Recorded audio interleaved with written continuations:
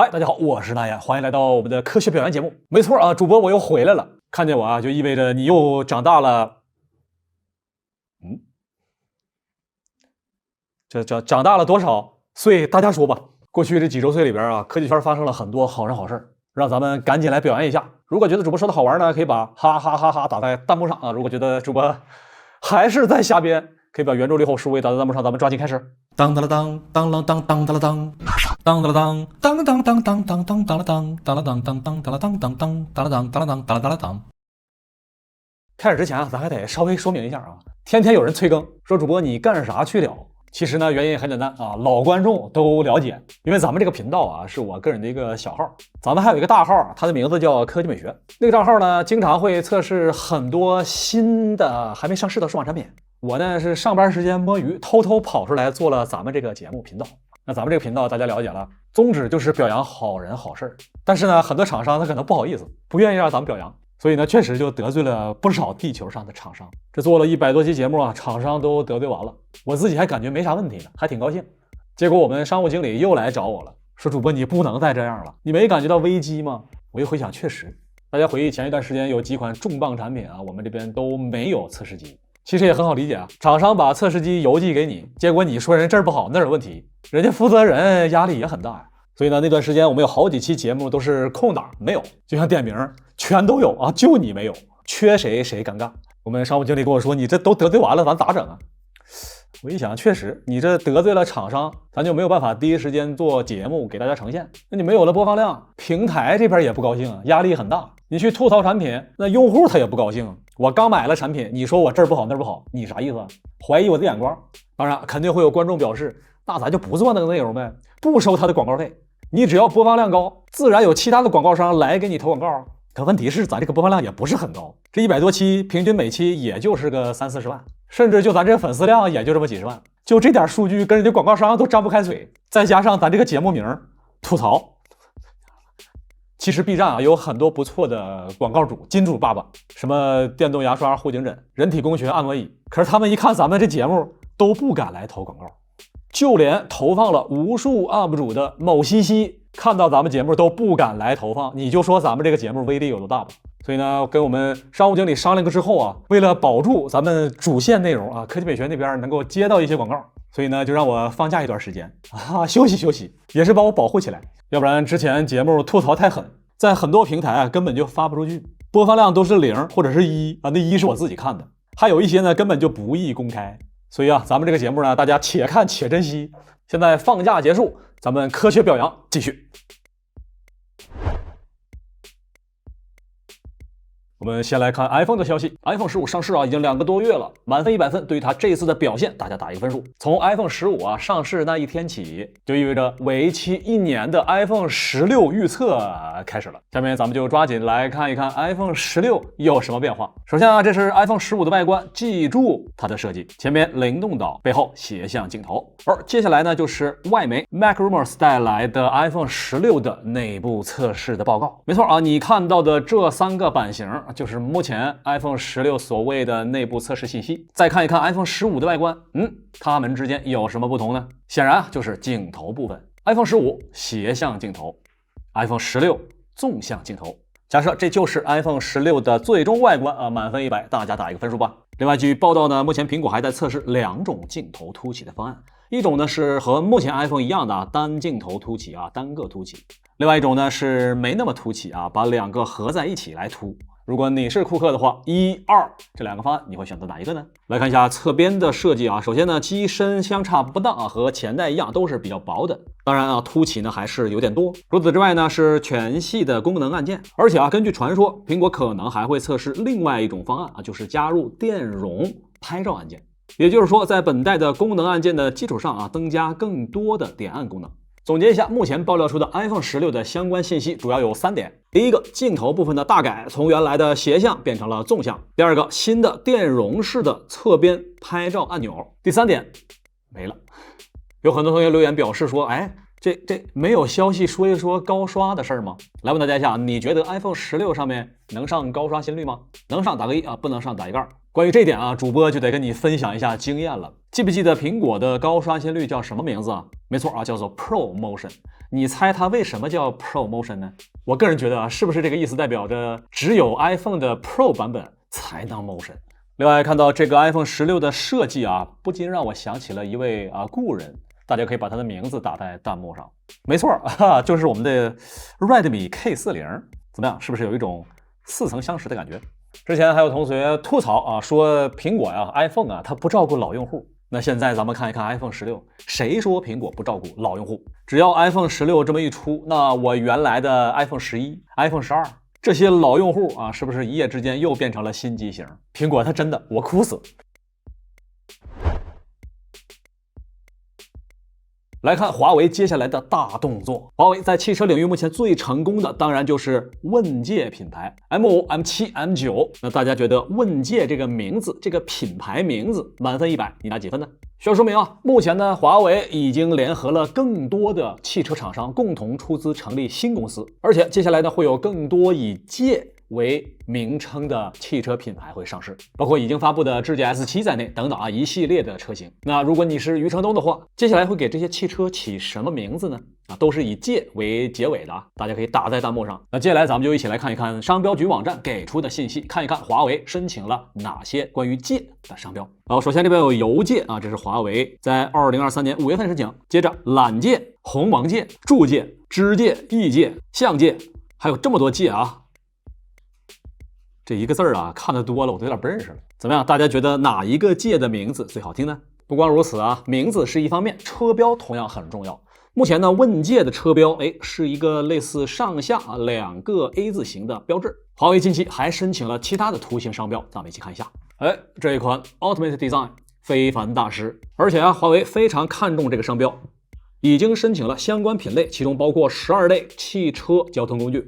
这样一个非凡大师的标志，满分100分，大家打一个分数。你还别说啊，真是有一点奢侈品的味道。如果把它放在华为汽车的前面，想象一下还不错。如果你是华为的话，还会申请哪些商标呢？刚才咱们说了问界，其中界有那么多的商标，那下面该问了。我们来看华为近期已经申请了大量以问为标题的商标，问际、问腾、问速、问情，这么多啊，还有问豪、问源、问星、问腾，这里可都有12类汽车交通。如果你是余承东还会申请哪些问为标题的商标呢？看一下同学们的幕，答案是问坤。来看一下商标第9类，申请公司华为，日期7月26号。你说华为这个问坤会用在什么产品上呢？难道华为要进军体育界？还有问耀，荣耀你啥情况你？还有遥遥领先。大家觉得这个商标能否通过呢？那根据目前相关的申请的规定通常在申请过之后，一般是9个月左右会有最终的一个结果。目前是2023年的9月份申请的这个商标，明年中就能知道结果了。遥遥领先牌汽车，还有紫薇。理想表示，有同学可能会奇怪，华为为什么申请了这么多商标？它不可能都变成商品吧？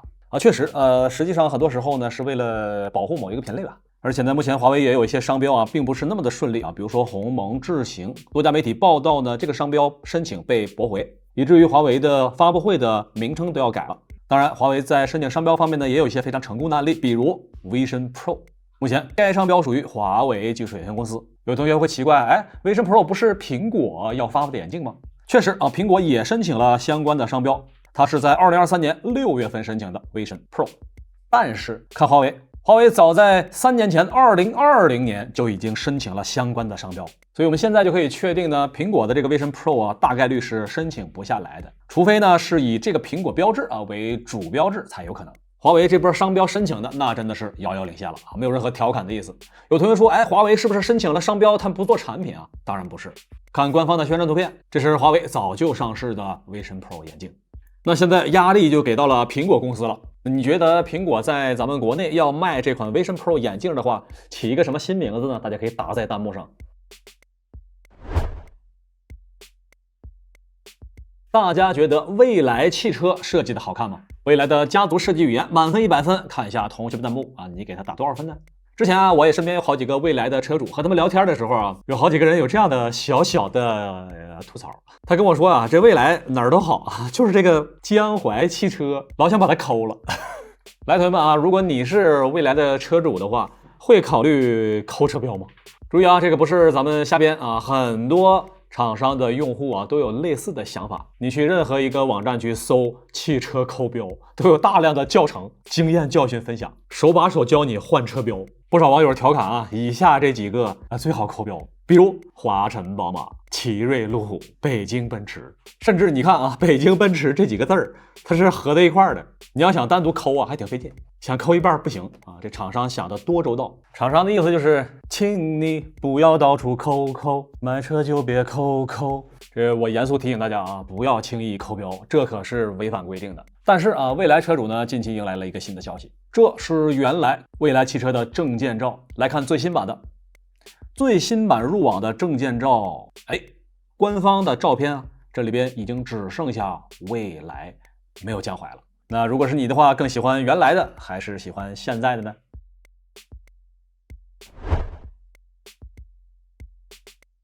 那说起这件事情，不禁让人想起了小米。近期呢，小米汽车热搜不断，证件照上线之后啊，关注度也是日。来吧，同学们，先看一下外观吧。满分100分，对于它的第一印象分，你打几分呢？我想说啊，这个证件照不能完全反映出它的全貌。从车身尺寸上来看啊，这是一辆接近5米的大车，一点都不像照片上看起来这么小巧。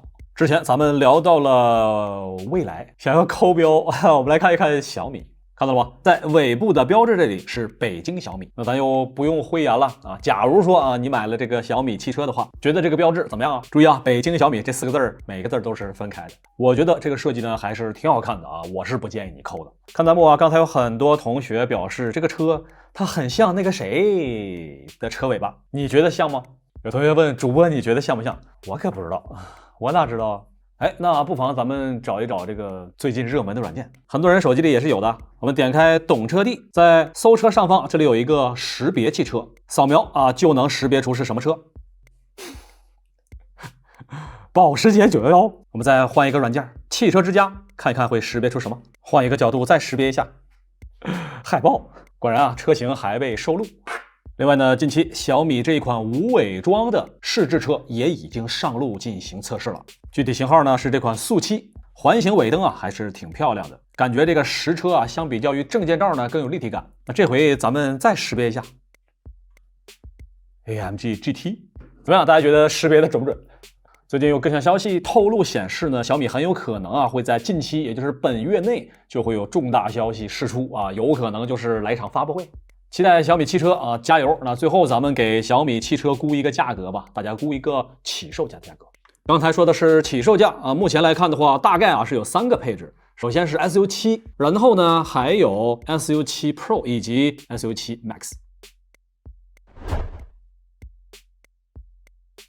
什么时候能玩上给它爱6？过去一周啊，游戏圈里边大事不断。首先呢，就是给它爱这个全新作品终于公布了，盼了这么多年，相信预告片啊也很多人都看了，在全世界玩家当中呢都掀起了轰动。作品公开之后呢，我们也发微博来问啊，很多同学都关心说这个游戏到底哪儿好玩呢？来问问大家，你觉得给它爱系列到底哪里好玩？有不少同学评论啊，这个游戏啊之所以这么火，就是因为它真实。比如说你想上美国去玩，但是呢又担心出事儿，那你就可以玩一玩给它爱6，既安全又好玩。OK 啊，那正在看咱们节目的同学啊，有不少同学应该是生活在阿美利卡这边。来问大家一下啊，你觉得给它爱里面描述的阿美利卡这边的日常生活是真实的吗？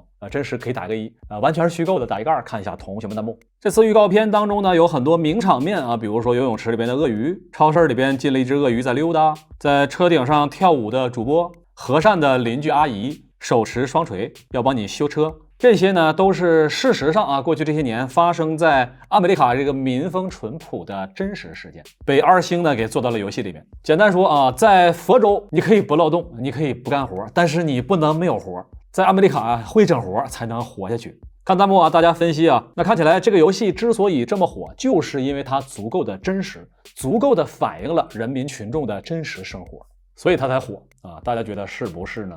来吧，同学们啊，你们是否觉得如果一个游戏足够的真实，就一定能火？相反来说啊，一个游戏如果特别火，那它肯定很真实。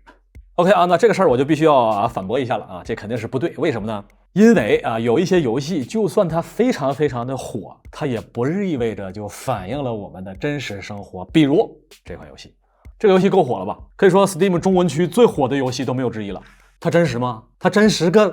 这个游戏虽然非常火，但是它和我们的实际生活没有任何的关系，纯的就是个科幻片。或者说呢，这个游戏它也反映了一小部分的真实生活。没错啊，就是房东这个部分，其他部分全是科幻的。咱们可以打开脑洞啊，设想一下啊，把我被美女包围了和给她爱6啊这2个游戏合在一起，会产生什么样的化学效果呢？虽然是科幻游戏啊，我们最后还是要做一个选择吧。1、2、3、4、5、6，看一下同学弹幕，你最终选择谁呢？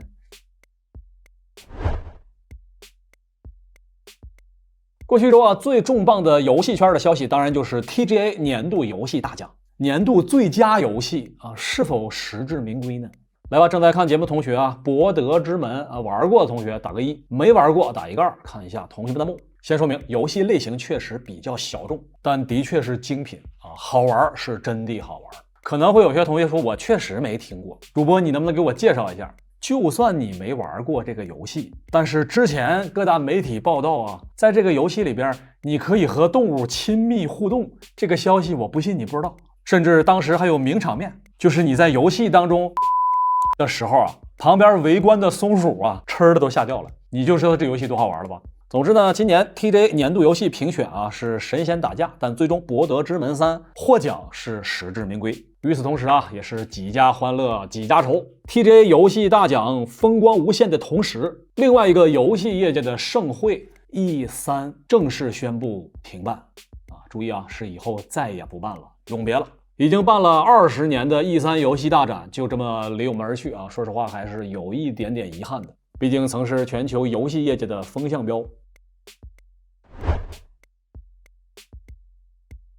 苹果电脑什么时候能够站起来？刚才咱们聊到了2023年今年的年度游戏最佳《博德之门3》。每当看到这些优秀的游戏大作啊，3A 大作，咱们很多苹果 MacBook 的用户啊，心里就不是滋味。你说我这1、2万买的笔记本，游戏玩不了，到底是为啥？啊，苹果，你给我一个完美的解释。我们苹果笔记本什么时候能够站起来？苹果表示现在，啥意思啊？这《博德之门3》呢，本次呢也是几乎啊同时要发布在 Xbox 和 Mac 上面。谁说我们苹果电脑没有游戏大作呀？还是年度最佳？怎么做到的呢？这还是要从之前的一个游戏说起。这一款啊，《神界原罪2》这个游戏呢，也是之前发布在 iPad 平台，当时一经发布啊，就备受好评，全球所有的媒体啊，几乎都给了超高分。除了主机平台 Steam 之外啊，这边还有苹果。你看这个风格是不是就很像今年的最佳游戏《博德之门3》啊？这个不是白来的啊，苹果付出了很大代价。《神界原罪2》的开发商拉瑞安工作室，那之前的苹果就给予他了很大的支持，所以呢，拉瑞安将《神界原罪》带到苹果平台上，而今年呢，又把《博德之门3》带到了 Mac 平台上。作为2023年的年度最佳游戏啊，可以说有着非常强的标杆作用、榜样的力量。这2年我们看到苹果呢，在游戏方面确实是大手笔。首先啊，是《生化危机8》，现在呢又是《博德之门3》。谁说我们苹果玩不了游戏？这些知名的游戏开发商，苹果你就给砸钱不就完了吗？很简单。要想 MacBook 的游戏变多，苹果你就不能老抠抠缩缩，直接掏钱砸。只要有钱砸，什么大作来不了。只要库克肯砸钱，任天堂的马里奥都给你整到苹果平台上来。啊，你说啥？啊，超级玛丽已经登陆了 iOS 平台了。啊，那没事，那没事。所以啊，咱们苹果用户不要着急，游戏会有的。但是啊，不要高兴的太早，游戏那也是有代价的。还是说回到今年的《博德之门3》，作为全球最佳游戏啊，它这个容量可是也不小。安装之后呢，150G 左右。注意啊，这可是要安装在苹果的 MacBook 上面的。150G 是什么概念呢？注意看 ，MacBook 256G 如果要升级成512G，你需要额外加1500元。那装一个150G 的游戏啊，它所占的这个容量空间啊，大概就是450块。每卖出一份《博德之门3》游戏，就有一台 MacBook 需要升级一下硬盘容量了。这波买卖做的是真的不亏。咱们刚才可是说了啊，给他 i6 万众期待的大作将会于2025年正式上市。但是，那这款大作呢，首先登陆的是家用主机，也就是 PS 和 Xbox， 并不会登陆 PC 电脑啊，当然啊，也不会登陆 Switch。简单来说，这款游戏呢是Switch 独博战。说回游戏本身啊，为什么会登陆家用主机呢？而且会先登陆1年之久呢？说白了啊，还不是微软，还不是索尼给好处了吗？对不对？很多玩家的确就是为了这一款游戏而去买 PS 或者是买 Xbox， 这钱花的值。那我说咱们苹果，咱也有钱呐，是不是？库克，咱花点，对不对？让 GTA 首发登陆咱们 MacBook 平台，我相信肯定有不少Windows PC 电脑的玩家就为了这个游戏也得买咱们 Mac。就在前2天，我们还发起了一项调查作为一名 Windows 的用户，你是否想尝试苹果的 macOS 啊？当时呢是有22%的用户表示有这个打算。假如给他 i6 首发登陆了咱们苹果 MacBook， 你信不信这个比率能调过来？所以这个钱你得花到刀刃上。库克表示有远见是吧？赶紧来上班。还不止呢。刚才只是开始还有好消息，给它 i6 独家适配我们2025年即将要上市的苹果 MacBook M4 芯片的。注意独家适配 M4 芯片，苹果 MacBook 的老用户想要玩这个游戏也得升级。苹果表示不行了，等不了了，现在就来上班。有同学表示主播你就黑我们苹果，哪有厂商就为了一个游戏还专门升级一下硬件？谁说没有？来看各大媒体的报道，为了迎接给它 i6那么索尼呢很有可能在明年发布 PS5 Pro。有着急的网友已经做好了渲染图还有给它 i6 的限定版主机 PS5 Pro。咱们 MacBook 完全可以推出一个给它 i 限定版 MacBook 吗？怎么样？主播提的这些意见是不是都是真心实意的，而且是可操作性的？蒂姆·库克是我们的老朋友，也是我个人认为过去10年间全球科技领域最成功的商业领袖之一。这些是有数据支撑的。2011年库克呢担任了苹果的 CEO， 当时外界并不看好，当时苹果的市值呢只有不到3500亿。在蒂姆·库克的带领下，经过了12年的发展，如今呢苹果的市值呢已经是接近3万亿了，翻了快10倍了。可以说库克是一手把苹果打造成了这个地球上市值最高的科技企业。但是呢，近期有相当多的新闻媒体都在报道库克呢在一档播客节目当中透露了关于苹果下一任 CEO 继任者的一些信息。库克表示呢，我的接班人应该是来自内部，并且呢将会向苹果董事会提供多个人选。坦白讲，我个人认为目前苹果的 CEO 库克仍旧是他的最佳人选，并没有什么可以替代的人物。但是通常这些大企业呢会为未来的10年做一些长远的规划，那么预选 CEO 呢也是可以理解的。我们不妨来分析一下谁有可能成为继任者。首先我们打开苹果的官网，看到苹果的管理层，核心管理层呢一共是12位，这里边有很多人是我们非常熟悉的，他们经常在苹果的发布会上为我们讲解每一个环节的产品内容。那我们就花一点时间看一看未来最可能的继任者。目前呢是有多家媒体呢一共是找出了4位苹果高管有可能作为下一任苹果 CEO。 首先呢是 ID 库，发布会上的老熟人，他所负责的部门呢主要是 App Store 和 iTunes Store， 涵盖了包括 Apple Music、Apple TV 等一系列的在线内容服务。的确App Store 呢应该是苹果最强的护城河，这位高级副总裁他本身的能力呢也是毋庸置疑。第2位克雷格·费德里迪，同样是我们的苹果发布会的老熟人，负责软件工程方面的高级副总裁。那么他掌握着苹果最重要的资产之一，也就是 iOS 和 macOS。他的优势呢不光是能力非常的强，重要的是他的年龄也比较年轻，今年只有56岁。Greg Joswick 作为全球营销高级副总裁，工作履历相当的辉煌，包括初代的 iPad 和 iPhone， 他都在其中发挥了相当关键的作用。在苹果呢已经工作了超过30年，也是我们的老熟人。最后一位杰夫·威廉姆斯是目前苹果的首席运营官，也就是 COO， 他目前领导着苹果的设计团队以及 Apple Watch 团队。不过通常认为COO 很难作为下一任的 CEO， 不过他的前任提出了反例，没错他的前任首席运营官就是蒂姆·库克。那过去10年间库克的成绩是有目共睹的。OK 1、2、3、4这4位苹果的高级副总裁，大家觉得谁最有可能成为下一任的苹果 CEO 呢？1、2、3、4看一下同学们弹幕。当然以上都是探讨少量的可能性，还有一种可能性就是从外部空降，这也是很多大企业的常规做法。比如说我们看苹果的董事会，这里呢其实只有蒂姆·库克一个人是任职在苹果，而其他的董事会成员都是来自于其他的企业，包括波音公司，包括强生，包括黑石等等。所以假如未来苹果公司空降一位别的企业的 CEO 过来，啊，也不是不可能。那咱们打开脑洞啊，你觉得如果不在苹果公司内部选拔啊，外边还有谁可能啊？大家可以打在弹幕上。我看弹幕呼声很高，罗老师，母公司资源下放嘛，也是可以考虑的。之前啊，我们小编啊还曾询问，如果锤子收购苹果，未来会有什么方案啊？当时罗老师还表示，这个不着急啊，还要等一等。现在库克正在选人，那大家觉得罗老师任职的可能性啊，百分比有多少呢？还有没有？没别人，我毛遂自荐一下，是吧？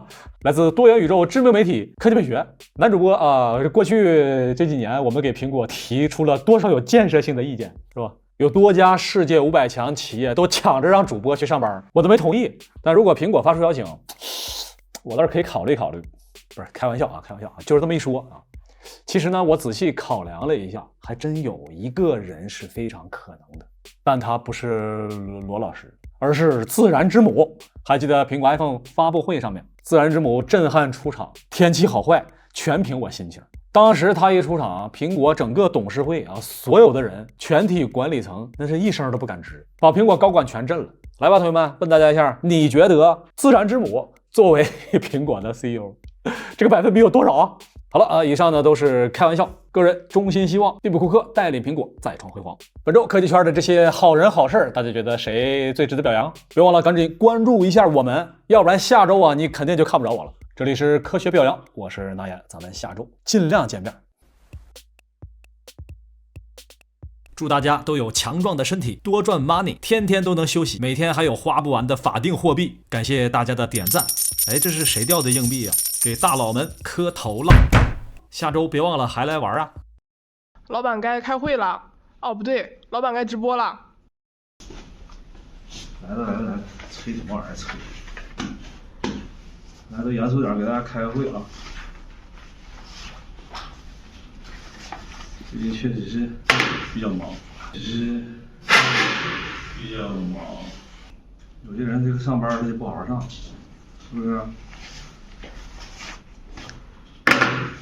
天天的，不知道老板忙吗？谁给我装这么多水？